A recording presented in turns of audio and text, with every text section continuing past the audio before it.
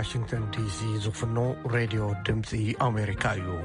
ኣብ 21-25 ሜትር ባንድ ከምኡውን ኣብ ፌስቡክን ኣብ ዩቲዩብን ብቐጥታ ዝፍኖ ሬድዮ ድምፂ ኣሜሪካ ጀሚሩ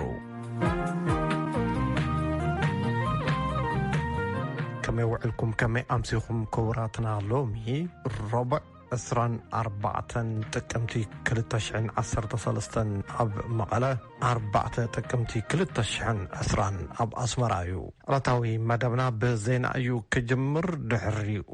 ኣብ መንጎ ፌደራላዊ መንግስቲ ኢትዮጵያን ትግራይን ዝተፈጥረ ግጭት ዝምልከት ተኸታታሊ ሪፖርታት ክህልወና እዩ ስሩዕ መደብና ንመረፃ ፕሬዚደንት ዩናይትድ ስቴትስ ዝምልከት እዩ ፕሬዚደንታዊ ምርጫ ዩናይትድ ስቴትስ ትማሊ ሰሉስ ተኻይደሎ ተዓዋታይ ግና ክሳብ ሎሚ ኣይተነፀረን ዘሎ ተጸበዩ ኢና ዕለታዊ ዜና ክነቅድም ካብ ገብረ መድህን መይተምሲዩ ዜና ከስማዓኩም ናይ ኢትዮጵያ ቀዳማይ ሚኒስተር አብይ አሕመድ ብኮማንድ ፖስት እናተመርሐ ሓይልታት ምክልኻል ኣብ ልዕሊ ህወሓት ስጉምቲ ክወስድ ትእዛዝ ከም ዝተወሃበ ኣዊጆም ህወሓት ኣብ ትግራይ ኣብ ልዕሊ ዝርከቡ ካምፕታት ሰራዊት ምክልኻል መጥቃዕቲ ከም ዘውረደ ዝገለጹ ቀዳማይ ሚኒስተር አብይ ናይ መወዳእታ ቀይሕ መስመር ስለ ዝተሓለፈ ሃገርን ህዝብን ንምድሓን ናይ መወዳእታ ናይ ሓይሊ ስጉምቲ ሙሳድ ኣማራጺ ኮይኑሎ ኢሎም እዚ ከምዚሉ እናሃለ ወታደራዊ ሓይሊ ናብ ትግራይ መልኣኽ እቲ ወጥሪ ኣብ መንጎ ፌደራል መንግስትን ክልላዊ ሰበስልጣንን ዘጋድድ ጥራሕ ከይኮነስ ህይወት ብዙሓት ሰባት ኣብ ሓደጋ ዘውድቕ ኣብ ኢትዮጵያ ሓደጋ መግሃስ ሰብኣዊ መሰላት ክፍጸም ዝገብርን እዩ ክብል ኣምነስቲ ኢንተርናሽናል ዝተባሃለ ተሓላቒ ሰብኣዊ መሰላት መግለጹ ውፅኡ ሰበስልጣን ፌደራልን ክልልን ዓለም ለኸ ሕጊ ሰብኣዊ መሰላት ኣብ ክልል ትግራይ ዝኽበር ምዃኑ ከረጋግጽለዎም ኢሎም ኣብ ኣምነስቲ ኢንተርናሽናል ዞባዊ ዳይሬክተር ምብራቕን ደቡባውን ኣፍሪካ ዲፕሮስ ሙቸና ሰበስልጣን ሰባት ነንሕድሕዶም ክራኸቡን ኩነታት ሰብኣዊ መሰላትን ንምክትታል ክኽእሉን ኣብ ትግራይ ዝተቋረጸ ርክባት ስልክን ኢንተርኔትን ብቁልጥፍ ናብቲ ዝነበረ ክመልስዎ ንጽውዕ ኢሎም ብኻልእ ዜና ኤምባሲ ዩናይትድ ስቴትስ ኣብ ኢትዮጵያ እዋናዊ ኩነታት ትግራይ ክጋደድ ዝገብር ብክልቲኡ ወገናት ዝወሃብ ግብረ መልሲ ብቁልጥፍ ክሃድድ ጸዊዑ ኩሎም ወገናት ንድሕነት ሲቪላት ቀዳምነት ክህቡ ንጽውዕ ይብል እቲ ኤምባሲ ዘውፅኦ ሓፂር መግለጺ እዚ ከምዚሉ እናሃለወ ዋና ጸሓፊ ናይ ኖርዌይ ስደተኛታት ካውንስል ጃን ኢገላንድ ኣብታ ቅድም ክብል ጃምላዊ ምምዝባልን ሰፊሕ ድሌታት ሰብኣዊ ሓገዛትን ዘለዋ ኢትዮጵያ ወጥሪ ተጋዲዱ ምቕጻሉ ብዓሚቕ ከም ዘሻቆሎም ገሊጾም ኣብ ክልል ትግራይ ብኢስዎ ዝቐጸለ ኩናት ብኣማእቲ ሽሕ ዝቁጸሩ ሰባት ኣብ ሓደጋ ኣውዲቑሎ ኢሎም ዝኾነ ይኹን ህውከት ክንህር ምግባር ዞባዊ ዘይምርጋእን ሰብኣዊ ሓደጋን ዘጋድድ እዩ ኢሎም ብምውሳኽ ወጥሪታት ብልዝብ ንምፍታሕን ወታደራዊ ስጉምቲ ጠጠው ንምባልን ኩሎም ወገናት ግቡእ ስጉምቲ ክወስዱ ጻዊዕትና ነቕርብ ይብል መግለጺ እቶም ዋና ጸሓፊ ኣብ ኢትዮጵያ ኣብዚ ሕዚ እዋን 1.8 ሚልዮን ናይ ውሽጢ ሃገር ተመዛበልቲ ኣለዉ ካብ ሃገራት ምብራቕ ኣፍሪካ ዑቕባ ደልዮም ናብ ኢትዮጵያ ዝኣተው ተወሳኺ 790,000 ስደተኛታት ድማ ኣለዉ ይብል መግለጺኦም ናይ 2019 ተሸላሚ ኖቤል ሰላም አብይ አሕመድ ነቲ ቅልውላው ብጥንቃቐ ክሕዝዎ ኣለዎም ሰብኣውነት ናብ ዝኸፍአ ከይኸይድ ብጽንዓት ጠጠው ክብሉ ጸዊዖም ኣለዉ ዓለም ጠመትኡ ኣብ ናይ ዩናይትድ ስቴትስ ምርጫ ኣብ ዝገበረሉ ዞባዊ መራሕቲ ብዓብይኡ ዓለም ለኸ ማሕበረሰብ ኢትዮጵያ ናብ ቀጻሊ ግጭት ከይተኣቲ ብንቕሓት ክሰርሕ ኣለዎ ይብል መግለጺ ጃን ኤግላንድ ተዓዋቲ ፕሬዝዳንታዊ ምርጫ ዩናይትድ ስቴትስ ሎማዓንቲ ረቡዕ እውን ኣይፈለየን ፕሬዝዳንት ዶናልድ ትራምፕን ዴሞክራት ተናሓኒሖም ጆ ባይደንን ክልቲኦም ክዕወቱለን ትጽቢት ኣብ ዝተገብረለን ክፍለ ግዝኣታት ተዓዊቶም ኣለዉ ይኹን እምበር ውጽኢት ሓያሎ ክፍለ ግዝኣታት ኖርዝ ካሮላይና ጆርጂያን ፔንስልቬንያን ካብ ምብራቕ ኣሜሪካ ሚሽጋንን ዊስከንሰንን ካብ ማእኸላይ ምዕራብ ኣሪዞና ካብ ደቡብ ምዕራብ ዛጊድ መን ከም ዝተዓወተ ኣይተረጋገጸን ኣብ ዘይተረጋገጸ ኩነታት ሎሚ ንግሆ ረቡዕ ኣብ ዋይት ሃውስ ኣብ ቅድሚ ካሜራ ቀሪቦም ተዓዋቲ ምዃኖም ብምእማን መቑጻር ድምፂ ጠጠው ንምባል ናብ ጠቕላሊ ቤት ፍርዲ ከም ዝኸዱ ፕሬዝዳንት ትራምፕ ገሊጾም ኣለዉ ናይ ባይደን ወፍሪ እቶም ፕሬዝዳንት መቑጻር ጠጠው ንምባል ዝሃብዎ ቃል ኣነዋሪ እዩ ክብሉ ጸዊዖም ኣለዉ ሕዚ እውን ካብ ምርጫ ዩናይትድ ስቴትስ ከይወፃና ኣሜሪካውያን ነቲ ትማሊ ዝተዛዘመ መረፃ 2020 ተዓዋታይን ምፍላጥ ይጽበየለው ሪፐብሊካን ፕሬዚዳንት ዶናልድ ትራምፕ ንዝቕጽል 4 ዓመት ክመርሑ ወይ እውን ብዲሞክራሲያዊ ተናሓናሓዮም ምክትል ፕሬዚዳንት ነበር ጆ ባይደን ክትክኡ እተን ቀንዲ ስሕበት እዚ መረፃ ዝኾና ክፍለ ግዛኣታት ክውስና ትጽቢት ይግበራሎ ንጸብጻብ ፓትሲ ዊዳስኳራ ሳራፍሳሃየ ክተቕርቦ እያ ኣብዚ ተፈላለዩ ከባቢታት ዲሲ ሚያሚ ፍሎሪዳ ነቲ ውጽኢት ብዝጽበዝ ተጨነቐ ህዝቢ ናብ ጽርግያታት ብምውጻእ ዝተፈላለዩ መዘናግዕታት እናካየዱ ተጽቢቶም ይቕጽሉ ኣለዉ ተባሂሉ እንተኾነ ግን ብወገን ፕሬዚዳንት ዶናልድ ትራምፕ ይኹን መናሓንሕቶም ጆ ባይደን ካብቶም 538 ድምፅታት ስጋብ ሕዚ እንተነኣሰ 270 ረኺቡ ተዓዊቱ ዝተባህለ የለን ኩሉ ብሃንቀውታ ይጽበሎ ኣብ ዩኒቨርሲቲ ጆርጅ ሜይሰን መምህር ፕሬዚዳንታዊ ፖለቲካ ጀርሚ ሚር 2016 ንባዕሉ ዝደገመ ይመስል እቲ ወጥሪ ሕዚ እውን ኣብተን 3 ክፍለ ግዝኣታት እዩ ይብል ዊስካንሰን ሚሽጋን ፔንስልቫንያ ብልምዲ ግዝኣታት ዴሞክራትየን ነይረን ቅድሚ ኣብ 2016 ንፕሬዚዳንት ትራምፕ ምድማጦም ክልቲኦም ተናሓናሕቲ ስጋብታ መወዳእታ ሰዓት ጽዑቕ ወፍሪ ምረጹኒ ክካይዱለን እዮም ቀንዮም ሎም ንግሆ ጆ ባይደን ኣብ ዊልሚንግተን ዴልዌር ዝርከብ መንበሪኦም ኮይኖም ደገፍቶም ብትዕግስቲ ክጽበዩ መልእኽቶም ኣሕሊፎም እዮም Keep the faith guys we're going to win this Thank you እምነት ይሃልኹም ክንዕወቲና የቐንየለይ ድሕሪ ዝተወሰኑ ደቃይቕ ፕሬዚዳንት ትራምፕ ዴሞክራት ድምፅና ክሰርቁ ይፍትኑ ኣለዉ ክብሉ ኣብ ትዊተሮም ምላሽ ሂቦም ዝነበሩ እኳ እንተኾነ ድሓር ግን ዝተሳሕተ ሓበሬታ ክብል ትዊተር ሰሪዝዎ እዩ ጸኒሖም ድማ ካብ ዋይት ሃውስ ተዛሪቦም እዮም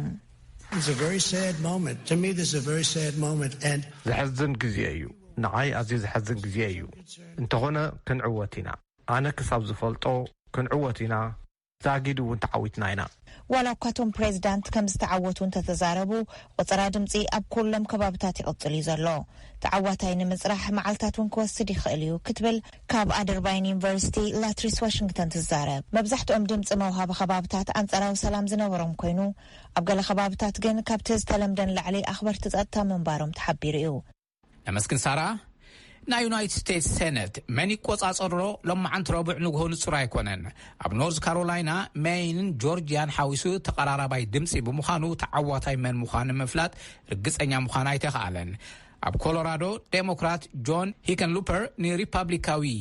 ኮሪ ጋርደን ብምስዓር ናይ ሴኔት ወንበር ረኺቦም ኣለዉ ሴኔት ሪፐብሊካውያን 53 ን47 ብዝኾነ ዓብላሊ ድምፂ እዮም ትማሊ ሶሉስ ናብ ምርጫ ኣትዮም ሪፐብሊካውያን ኣብ አላባማ ሓደ ናይ ሴኔት ወንበር ተዓዊቶም ኣለዉ ብፕሬዚዳንት ትራምፕ ዝድገፉ ኣሰልጣኒ ናይ ኣሜሪካውያን ኩዕሶ እግሪ ዝነበሩ ቶሚ ቱበርቪል ናይ ሴኔት ወንበር ሒዞም ንዝነበሩ ዴሞክራት ዳግ ጆንስ ሲዒሮሞም ኣለዉ ሪፐብሊካዊ መራሒ ሴኔት ሚች ሚኮነል ኣብ ከንታኪ ከም ትጽቢት ተዓዊቶም ኣለዉ ዴሞክራት ንሴኔት እንተደኣ ተቆጻጺሮሞ ሴኔተር ሚኮነል ናይ ሴኔት ናይ ዓብላላይ መሪሕነቶም ከብቅዕ እዩ ኣብ መወዳእታ መረፅቲ ትማል ሶሉስ ኣብ ዝተኻየደ ዝለዓለ ንሕንሕ ዝተመልኦ ፕሬዚዳንታዊ ውድድር ኣብ መላእ ዩናይትድ ስቴትስ ድምፂ ንምሃብ ተሰሊፎም ኣብ ዝወዓሉሉ ዝለዓለ ቁፅሪ ብኮቪድ ዝተተሓዙ ሰባት ተመዝጊቦም ብመሰረት ጆን ሃፕኪንስ ዩኒቨርሲቲ ዝቐረበ መረዳእታ ሂወቶም ዝሰኣኑ 1130 ሰባት ሓዊሱ ኣብ መዓልቲ መረፃ 91,500 ሰባት ብኮቪድ-19 ምትሓዞም ተመዝጊቦም ኣለዉ ካብዚ ብተወሳኺ ትማል ሶሉስ ብሰንኪ ኮቪድ 50,000 ሰባት ናብ ሆስፒታል ምእታዎም ተረጋጊጹ ኣብ ዓለም ካብ ዝተመዝገቡ 47.4 ሚሊዮን 9.3 ሚሊዮን ብኮቪድ ዝተተሓዙ ብምምዝጋብ ቀዳማይ ደረጃ ዝሓዘት ዩናይትድ ስቴትስ 232,627 እውን ሂወቶም ሲኢኖም ኣለዉ ህንዲ 8.3 ሚሊዮን ብምምዝጋብ ብካልኣይ ትስዕብ ኣላ ዜና ኣብዚ ፍጸም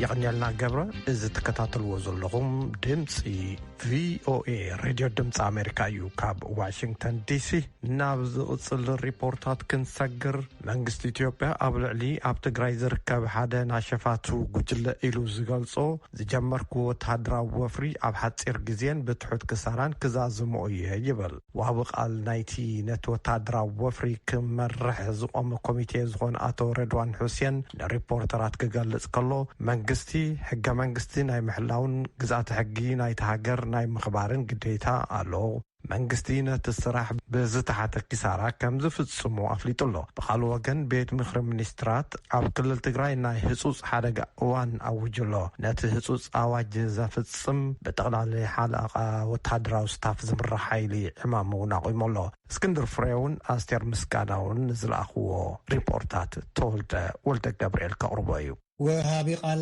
ናይቲ ነቲ ወተሃደራዊ ወፍሪ ክመርሕ ዝቆመ ኮሚቴ ዝኾነ ኣቶ ሬድዋን ሁሴን ንሪፖርተራት ክገልጽ ከሎ መንግስቲ ሕገ መንግስቲ ናይ ምሕላውን ግዝኣቲ ሕጊ ናይቲ ሃገር ናይ ምኽባርን ግዴታ ኣለዎ ኢሉ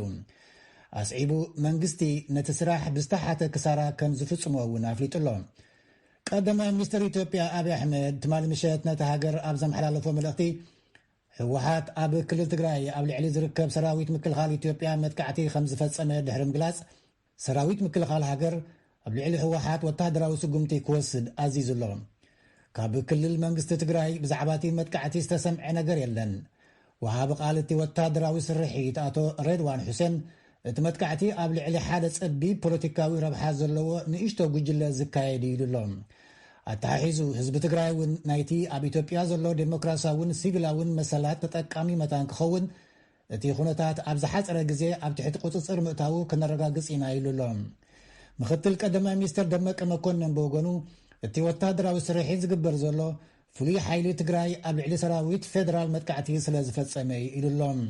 ብኻልእ ወገን ቤት ምክሪ ሚኒስትራት ኣብ ክልል ትግራይ ናይ ህጹጽ ሓደጋ ኣውጅ ኣሎ። ነቲ ህጹጽ ኣዋጅ ዘፈጽም ብጠቕላሊ ሓለቓ ወተሃደራዊ ስታፍ ዝምራሕ ሓይሊ ዕማም እውን ኣቂሙ ኣሎ። ብኻልእ ወገን ኣመሓዳሪ ክልል ኣምሓራ ኣቶ ተመስገን ጥሩነህ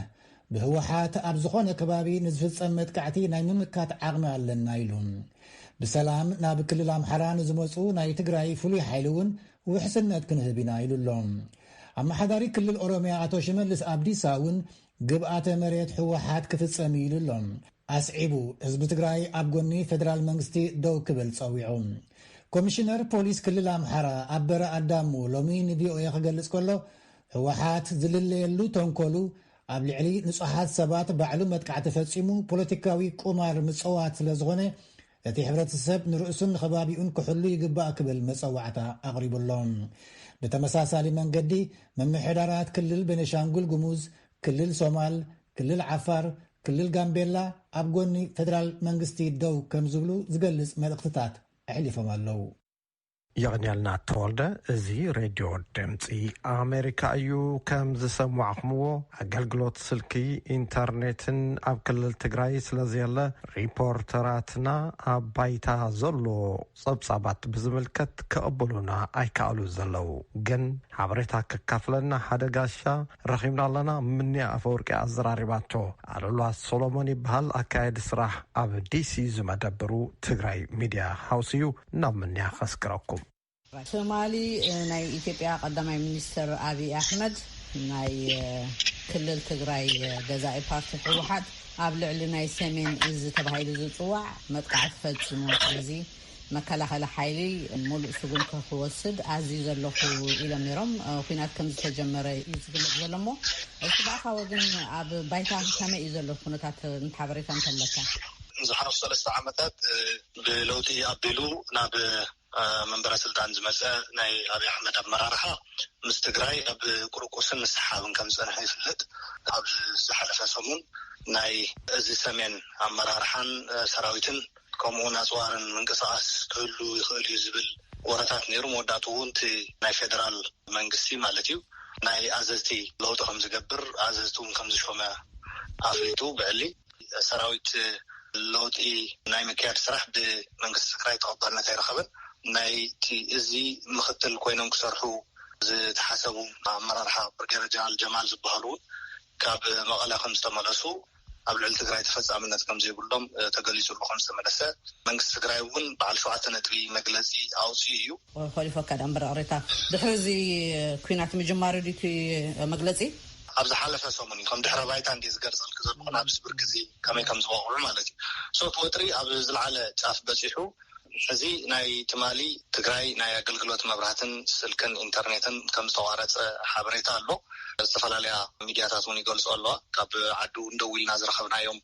ኣካላት እውን ነዚኦም ሓቢሮም ዘለው። ኪንካ ማለት ድዩ ኣሉላ ስለዚ ዝሰርሕ ስልክ ኣሎ ማለት ድዩ? وحبريتها زرخبنا بخالي من قدي أبيلنا نمبر سلكي زبهال نجار إنترنتن يلن لا يقربت هاجر سلكي أقلقلوت زلوهم سبات دويلنا حتيتنا لنا أفتوسنا وسندوب زركبو مالتي كما يزمسل مخنياتو زبهالو ورثاتهم سلزلو مرحتنا يحو حتى خبيبه مالو كم زوالو ورثاتو حبريتات يسمع لهم أبتبايتا برقص انتايو كما يزلو بنات كذا لك حبريتا بتبط زلو حبريتا عندنا نري منقسي فدرال بأبي أحمد أبيلو بحوحات تقع كفتي من الله قبل على سراويتي سلازي سقومتي كوستات بالتزازي والله وين جن صانيحو كاب تلفزيون دمسوينا تقراي بزرحبنا حبريتا مالتي منقسي كل تقراي بزوج أو مجلسي ناي إز السمين سراويتي تبع من كل خال هاجر مالتي نعبي أحمد مخدع ناب حزب تقراي كم ساس أمبرن حزب تقراي نزكايدو قال خمس رجفن علاو خوينا له كاو بتوسخون كاب دقة ناب تقراي كنا أوش تقراي ناي ترانسبورت من قصاص كي يقبر كل العير ناي تقراي مخابزقون يكون بررا نزخون ناي نفرت بررا مالتي نازي تحسو زمز زقون يكون بررا جن تمتعت عن سقوم تخمز واستديو أتي مجلس أزحبر أتي بتشبط كساحزي أبينا زلنا نقرن تاي فيدرال من كسي سقوم تخصت كان زعوجن كاوها ناي سمين إز مكلا خلا هاجر نتناي فيدرال من كسي مزوعتا نسيقو ناب تقراي كم زتات أمبرن قدميلو كريف تنير هذا مردعات ناي تقراي فلي حيلن ناي سمين إز مكلا خلا هاجرن بحدا يسرحو خمزلو إنا تردينا زلنا يوجي كايد على وجز بحال نجار يلن تي ناي سمين إز بعلي كاب فدرال منقسم كاب قطر أبي أحمد الموزعي كم زخنة أو قن حزب تقراي كوينو خاء كاب دقي يكون كاوش تنزمازو تقاعات كم زخنة يتقلي زوزرله وجنز بحال كم زي اللي يجي زل حبريت عصر. هم قدام المنستر مكلا خال هاجر سقومتن خوسد تأزاز هيبة اللي هو يعملون فلذي كاب كالوت كبابيتات نا إثيوبيا زلوا أب مكلا هاجر زلوا مكلا خالي سراوي تيكونن تأزاز تأزي زبل عفت زروهم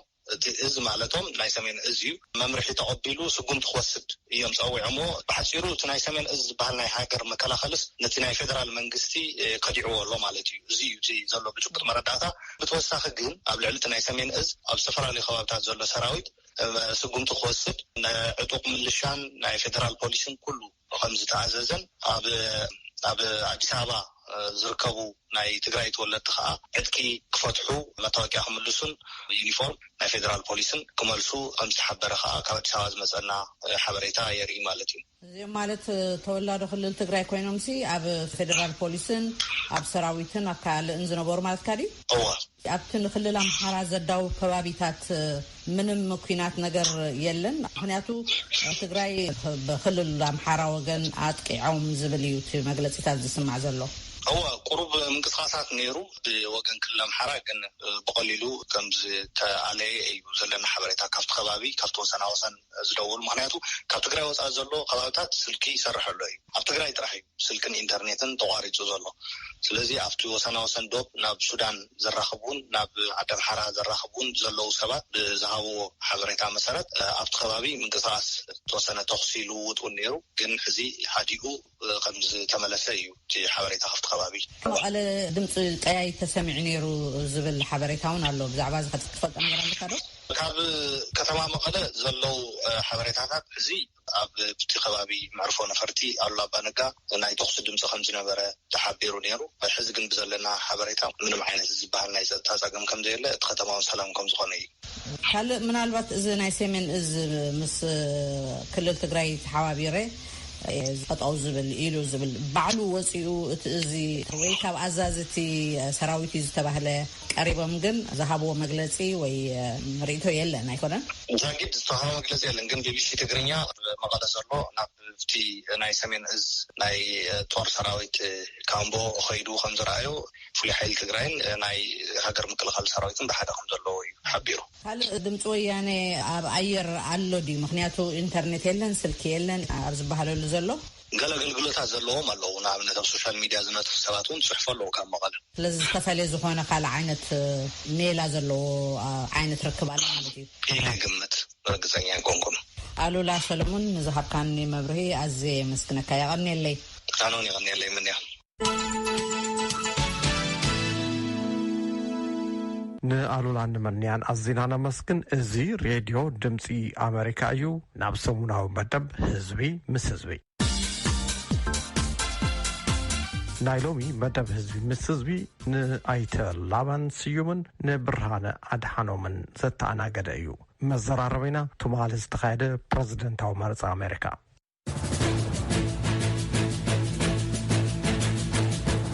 ናይ ለምዘበን ፕሬዝደንታዊ መረፃ ተጀሚሩ በራይ ተዛዘመን ከምዚ ዶ ተጸቢኹም ነርኩም ካብ ዝብል ዶ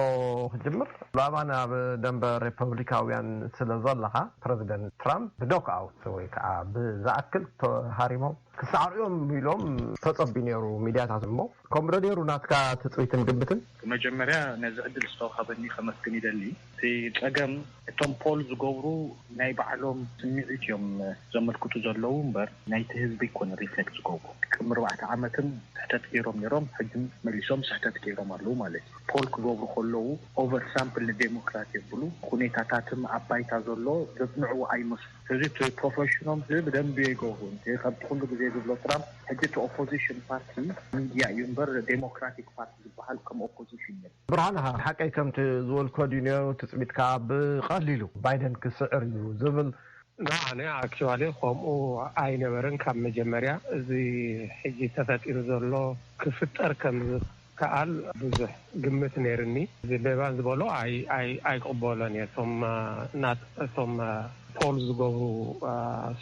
ኩሎም ፕሮፌሽናል እዮም ብስምዒት ዝኸዱ ኣይኮኑ ዳዓር ደጋጊሞም እውን ዝብዎ ዝነበሩ ማርጂን ኦፍ ኤረር ፕላስ ኦር ማይነስ 5% ኣቢሉ ስለ ዝኾነ ናብ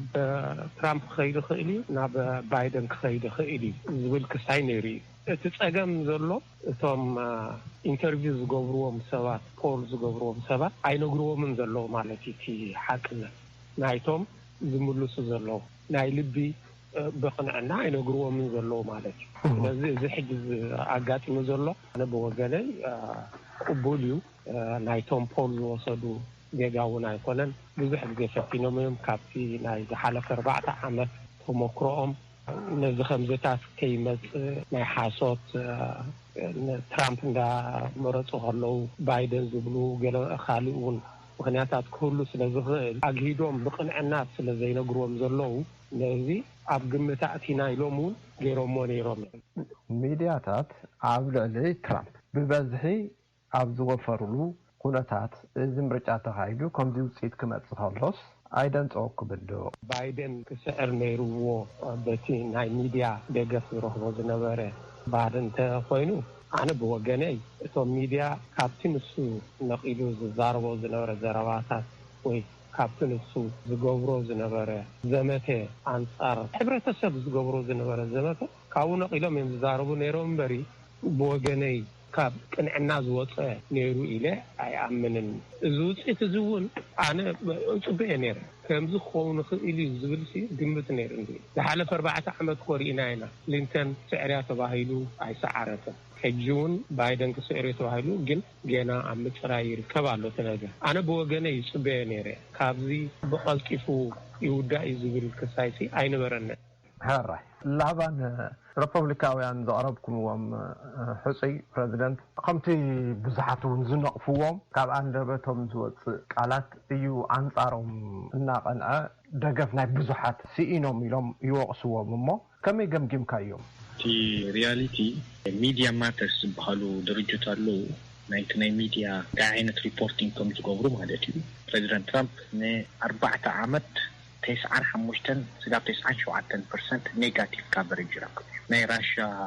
ኮሉዥን ሓሶት ኮይኑ ተረኺቡ ዩክሬን ተባሂሉ እሱም ሓሶት ኮይኑ ተረኺቡ ኢምፒች ተገይሩ ሕጂ እቲ ሓቂ እቲ ፋክት እንተ ትራምፕ ነፍሱ ተኸላኸላይ ተዘይከውን ነይሩ ኣብዚ ፖዚሽን እዚ ኣይምስሓለዎን ነይሩ ስለዚ ዴሞክራቲክ ፓርቲ ዝበሃል የለን ከም ፓርቲ የለን ከም ሓሳብ የለን ሕጂ እቲ ኦፖዚሽን ፓርቲ እቲ ሚድያ ከዓ ባዕሉ ኣጀንዳ ድራይቭ ይገብሩ ነዚ ኩሉ ግዜ ሰርፕራይዝ ክኸውን ማለት እዩ እቲ ናይ ትራምፕ ኤነርጂ እቲ ናይ ራሊ ዝገብር ከሎ እቲ ዝነበረ ኤነርጂ ኢኻን ክትጠራጠሩ ዘይትኽእል ኩነታታት እዩ ነይሩ ሕጂ ሓቂ ብሓቂ እንተዛረብ ተባሂሉ ሓደ ሚድያ ፌር ሼር ለትራምፕ ክሸንፍ እዩ ዝብል ማለት እዩ ስለዚ ትራምፕ ንጎተሲው خصارف ليكون ግን እቲ ዝረኽቦ ዘሎ ሪፖርትን ንዑ ፌር ስለዘይኮነ ንሱ ከዓወጪው በትዊተር ካሊ እንገሩ ተዘይቃለስ ነሩ ኣብዛ ቦታ እዚ አይንሳለው ነሩ ስለዚህ ብምርጫ አይኮነን ማለት ተገዲዲ ኣብቲ ከምዚ ኩነታት ኣዛዕቱ ማለት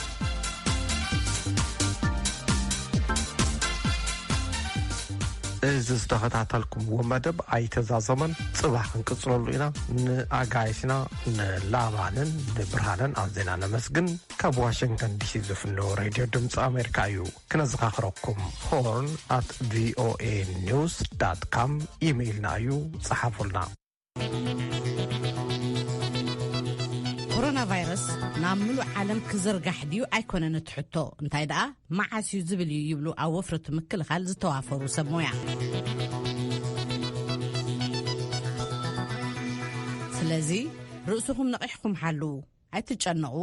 ግን ከዓ ኣእዳውኩም ኩሉ ግዜ ብሳምናን ብብዙሕ ማይን ካብ ምሕጻብ ኣይትሰልክዩ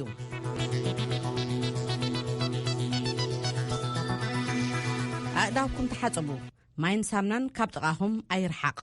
ኣእዳውኩም ስኽፍክፍ እንተይልኩም በኣልኮል ወይ እውን በኣረቂ ብዝኣመሰሉ ወልውልዎ ኣብ ጥቃኹም ዝስዕል ወይ እንጥሸው ዝብል ሰብ እንተልዩ ኣዚኹም ኣይተቕረብዎ ሰዓልን ረስንን እንተተሰሚዕኩም ናብ ሕክምና ኸይድኩም ተመርመሩ ንኻልኦት ኣብ ጥቃኹም ዘሎ